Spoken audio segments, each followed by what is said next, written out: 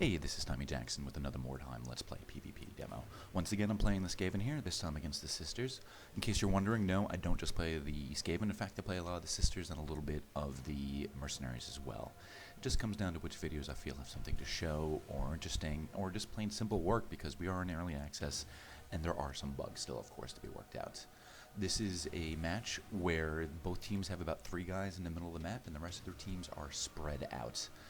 Not necessarily spread out, but they're off to the sides, so it really comes down to who can support that initial fight first with the most quickest. And we're going to see that happening here.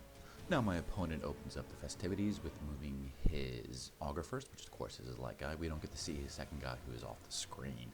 In any case, immediately up is my Grey Seer, and I've got some choices here. I can run away like a little coward, or not really like a Skaven. I decide to go ahead and engage and take my shots that I can on his Augur, who is a lightly armored opponent. Now, if you notice, he's got heavy use right here of shields and flails. It's a good defensive setup, but what we're going to see here over and over again is that flails really are not a good choice. Flails, as a one-handed weapon, average about 15 damage. They do have an armor penetration, and their biggest benefit is the fact that they're high in initiative. Both those things are kind of lost against the Skaven, which is why you do not want to rely on just flails. Skaven don't wear a lot of armor, and in this case, and a lot of other guys, I have no armor. So the things really do take pitiful damage, and although they do give high initiative, Skaven are a high initiative team, so I kind of take that away here. Anyway, my plan quickly backfires as I get stunned. Now, one stroke of luck I get, though, is that his impressive, while in the middle of the fight, which is bad, is engaged with one of my toughest guys, which is really, really good.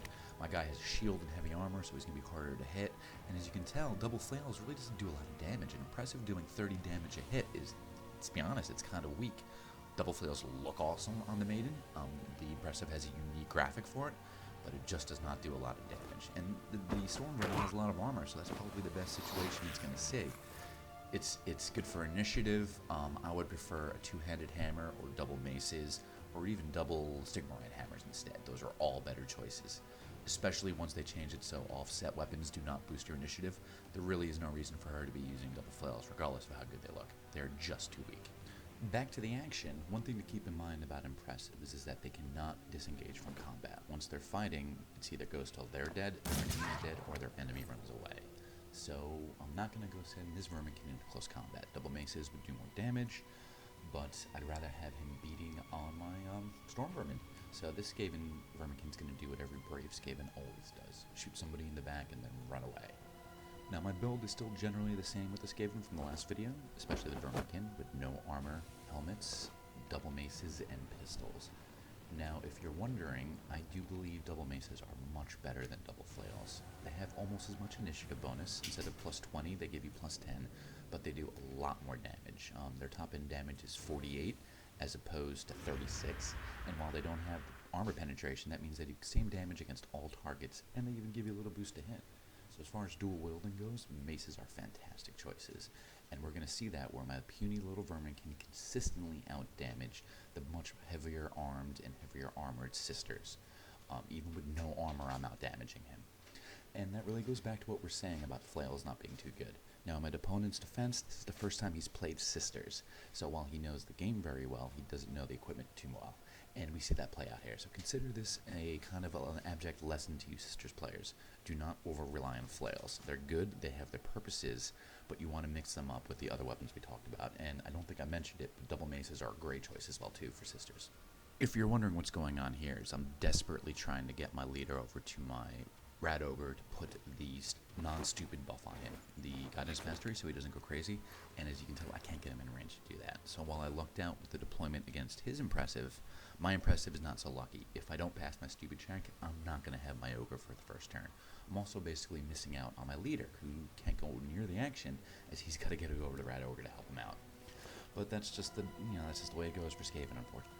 Speaking of leaders, here we see the sister leader who has gone ahead, and the matriarch has changed over to her double-handed flail. This is a good choice because the Grey Seer isn't exactly going to be avoiding anything when he's stunned, so you might as well do the most damage as possible. Besides the little running man impression we're seeing going on here, the flail two-handed version does have some nice advantages. It's got a high initiative, plus 5 as opposed to say the minus 10 a regular two-hander gets. It does not give a boost to dodge, and it has 4 points of armor pen.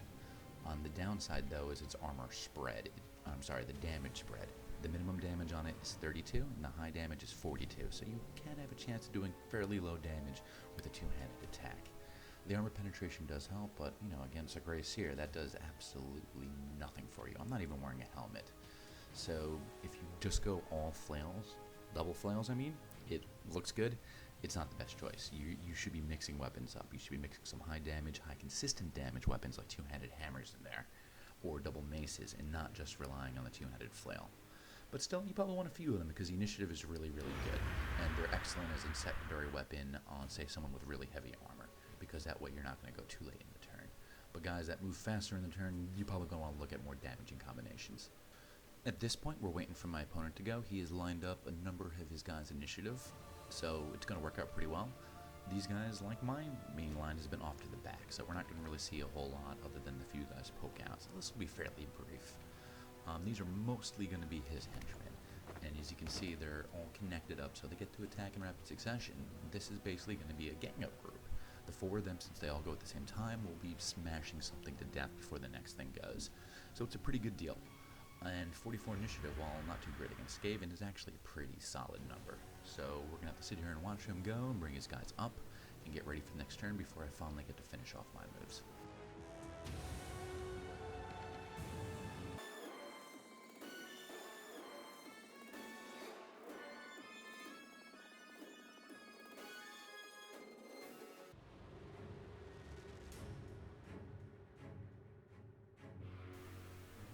They continue to abuse the poor here, so he's not going to be long for this world.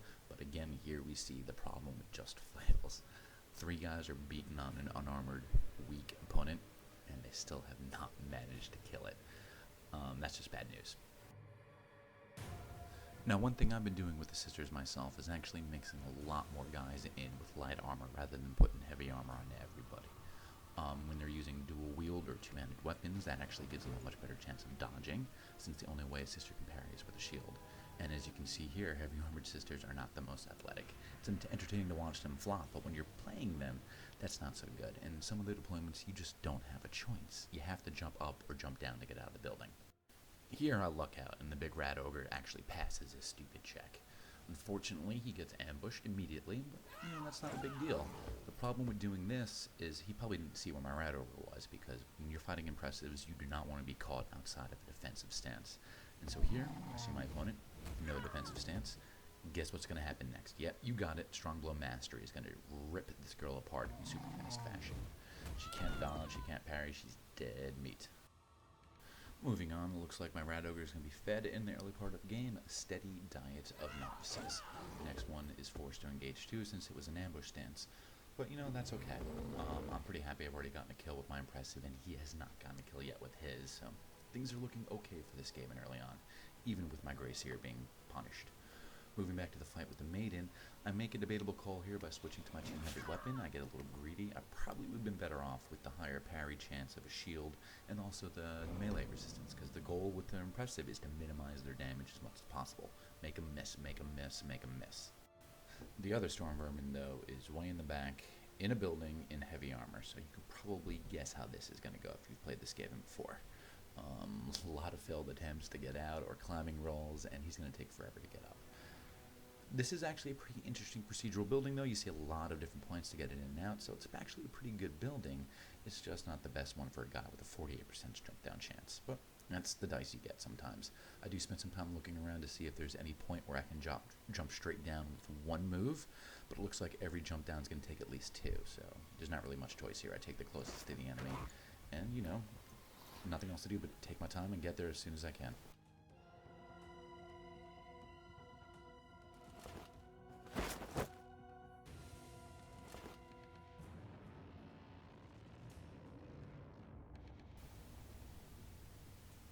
And we're off to round 2, where again the enemy augur starts things off. And finally, after 4 turns, or 4 people attacks, they finally manage to drag the Grey Seer down.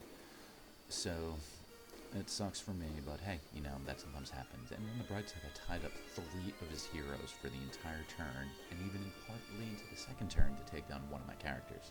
It's not a terrible trade-off. The Augur ends their turn with Deft Mastery Stance, and in case you don't know, that's a stance that makes you harder to be shot with.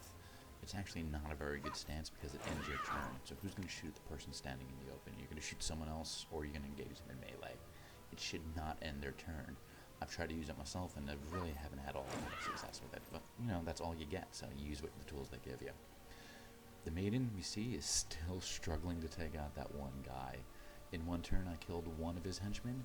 In 2 turns, he has yet to kill one of mine. So, again, it's not only about the matchups. He didn't really have much choice in this one, but it's also about the warrior choices. Don't double flail your Maidens. Please, people, don't do it. I really doubt my opponent's going to do that again moving forward, so tough lesson for him to learn in his first game as his Sisters. But I think I made the same mistake too. Double flails looks cool. I did the same thing. So you can pretty much be sure I don't double flail my guys anymore. And now my pathetic little verminkin shows these flail users how it's done. A 53 damage charge really puts the hurting on his guy. And then I end it with going into a dodge stance, which is 52%. So the humble verminkin are actually some of the more potent henchmen, I think, in the game. They're flexible, and they can do a lot of damage. They are, of course, fragile, but if you're using people with axes and flails, they're great, because the benefit of axes and flails is armor penetration. You ain't wearing any armor, they ain't getting no benefit. I make a bad call here, I think, in charging this guy from the rear. Not only is it unnecessary, because the Rat Ogre is going to dominate that guy, it's a bad, low probability attack, and in case you noticed, I just blocked off my guy from using the staircase. So once I kill his dude, my Rat Ogre is not going to be able to go through my Verminkin. Probably a mistake. But unlike the previous Verminkin, this guy has enough movement to close range and switch weapons. So he doesn't bother going in, he just starts to shoot. Because the pistols are pretty good. No reason to expose yourself to return attacks as a Verminkin unless you want to or you have to. Verminkin are great for pinning people into place because of their nice dodge skill. But at this point in the game, it's just not necessary. Now back to my opponent, and he brings his matriarch into the scrum after successfully pounding the Grayseer into little gray paste. The matriarch, though, has to help out the Maiden, who's been really struggling to kill this one Storm Vermin. The two-handed flail is actually a pretty good choice against someone in heavy armor, so she's going to come in and finally finish off that really annoying Storm Vermin who's been taking forever to go down. Doesn't do a lot of damage, but he sure is ace in my book for how he's managed to tie up and to soak attacks this early on, allowing me time to bring the rest of my forces into play.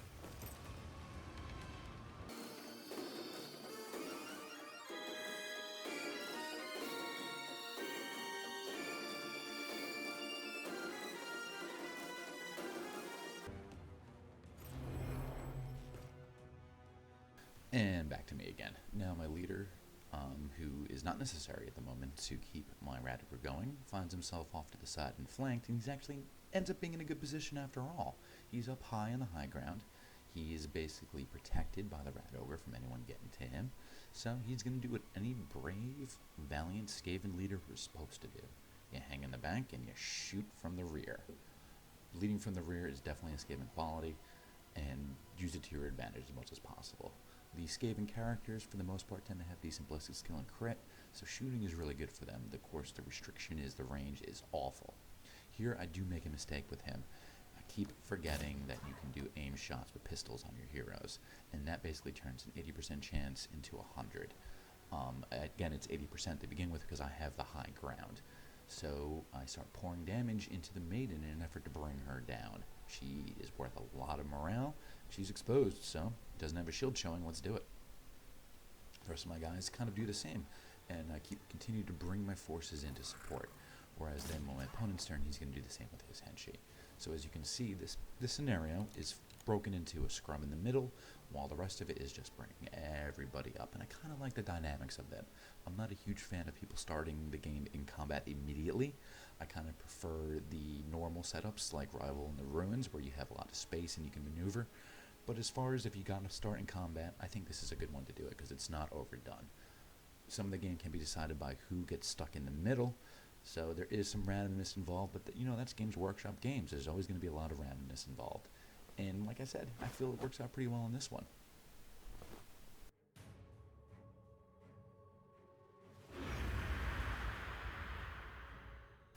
Off to my opponent's turn, it's going to be his Sister Superior, which is basically his Black Skaven or Champion equivalent. It's the combat hero, followed by a bunch of his henchmen. These are the guys, as you can see, in the upper right of the screen where there's question marks and the little ambush markers. So he's going to have to try and drag these guys into the fight. And finally, this turn, as you see, my ambush is triggered, and we start to do a little bit of sword and board engaging, where both sides really just don't do a whole lot of damage, if they even hit. Shields are nice for reducing hit chances. So, you know, they definitely have a purpose. I know a lot of people poo-poo shields, but as you see here in this engagement, we both miss each other. And that's really only happening because of the shields. Now, this situation on this fight with my Black Skaven is probably the only point where I think my opponent really makes a bad mistake. He is dragging way too many forces over to gang up on that Black Skaven. While it's good to take somebody out quick, that's his turn. He should have maybe put 2 guys on it, because what's going to happen is, you see here, he's going to have half of his force, full 5 guys, surrounding on the side where I have one of my dudes. Sure, he's going to take him out, but he could probably use some of that help here, because that means I'm concentrating my forces on his leader and his impressive, and that's not good news for him. And also that when he finally does manage to take down my big guy, my Black Skaven, he's going to have these guys have to run all the way over. It's going to take up most of their movement, so most importantly, they're not going to have their defensive stances up. And defensive stances are really, really critical in this game for reducing incoming damage. Most guys get only 1 or 2 attacks, so if you can completely negate one of those, you just negated one of his guys for the entire turn, so to speak. Here you see the benefit of a dodge stance, where his one guy is still managing to hold his own against my Rat Ogre, and noticing that he's in a defensive stance, I do not use my Strongbow Mastery. I decided to go for the 3 attacks. Sure enough, I whiffed 1, but even with only 2/3 of my attacks landing, I still kill that guy. I could jump my Rat Ogre down here to help out, but you know what? I kind of like that fight. My Verminkin is holding his own, even.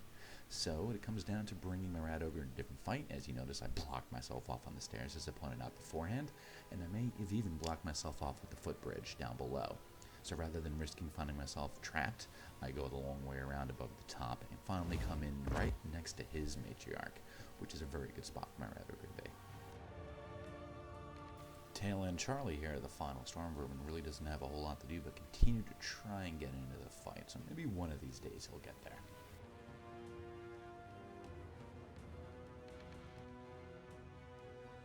Round 3, and this is a great matchup for me. His Augur is going to go against the guy with no armor, so he's wasting his flail, as we've discussed a bunch of times. You can see even with 2 hits, it's a whole 30 points of damage against an unarmored enemy. It's not a whole lot. That's actually pretty pathetic.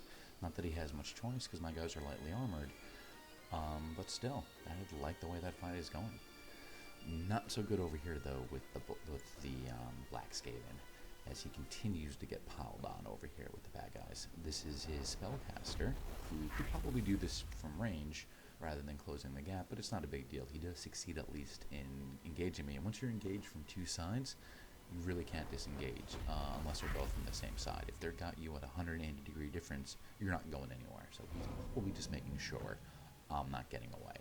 Not that I would try to. I'd like holding these people up. Again, we got 4 or 5 of the enemy in one spot. That gives me concentration of forces on more valuable guys on the other side. He even disengages his, well, not disengages, he pulls his maiden back from the main fight, because since she's badly hurt, that's not too bad of an idea, and she manages to come over and finish off the Black Skaven. But again, we're looking at overkill. If we take a look at the map, there you go. He's got 5 of his remaining 8 dudes in the wrong part of the fight.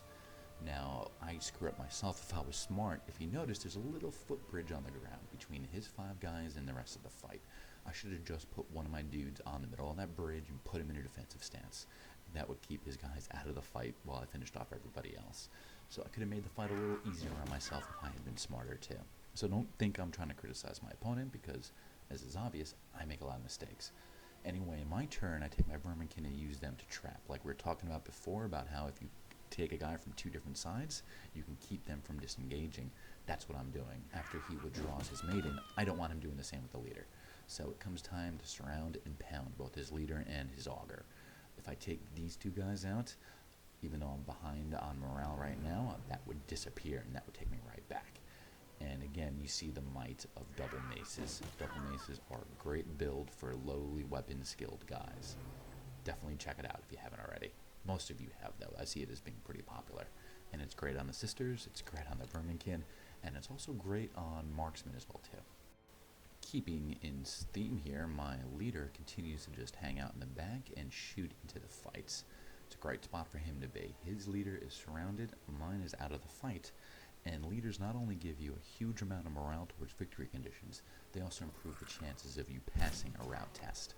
So, even though it was annoying in the beginning of the game what I had to do with my leader to try and support my Rat Ogre, it actually works out. And if you're wondering why I cast Guidance Mastery now on my Rat Ogre who's in combat and can't go stupid, I'm worried about me actually killing his leader before my Rat Ogre goes. And then I don't want him standing there with his thumb up his butt at this point in the game. Right now it's a very critical point. I need him engaging and attacking as much as possible. So it might have been a little waste. I could have reloaded, but you know what? It's my book. It's totally worthwhile, even though it ends up, as we'll see here, not being worthwhile. The Rat Ogre is the one in the end that takes down the Maiden. But my two heroes up top are continuing to do a sterling job with aim shots into the fight, and he can't get to me. So the map really worked to my advantage, which is a problem you're going to see with Sisters, at least until you can dictate their own spells. If you can have multiple range spells or defensive spells, things will be better, but right now Sisters are very vulnerable to terrain. There's not much you can do about it in certain maps. It just is. And here we see what I was talking about before, where he's got to bring his guys all the way over. Sure, I could have done a better job of blocking them off, but still, he's got to move so far, he's not getting into defensive stances. And we're going to see that's going to be huge in the very last part of the game, because all these Sisters are pretty much exposed. You want to be in defensive stances, especially if you're anywhere near an enemy impressive. And he's got to run too far to make that happen. So I don't know how much of that was just a condition of the map and limiting his choices, and some of that was, of course, an active choice on his part. So again, I'm not trying to be too critical to my opponent. A lot of it is really how the map turns out. A lot of it's just a problem with the Sisters. They can't climb very well.